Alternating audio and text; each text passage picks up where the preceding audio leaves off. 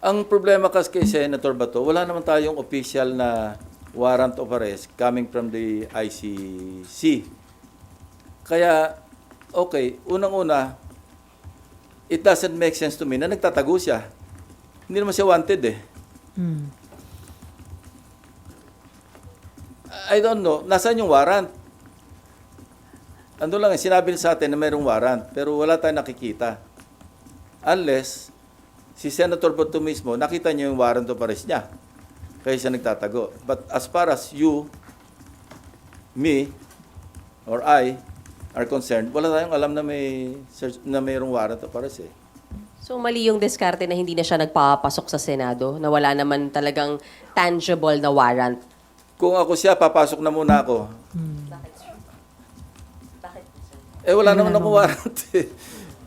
Ngayon, kung talagang, unless positive siya talaga na meron siyang warrant, eh, discarte niya na yun. Discarte naman ng law enforcement na hanapin siya. Kasi okay, I have no moral ascendancy na sabihin sa kanya mag-turn over siya yung sarili niya. Kasi ako mismo nagtago. Yun ang tinatawag na moral ascendancy. Kasi kung ako noon, hindi ako nagtago at nag-surrender ako, sasabihin ko sa kanya, mag-surrender ka. I cannot tell him that.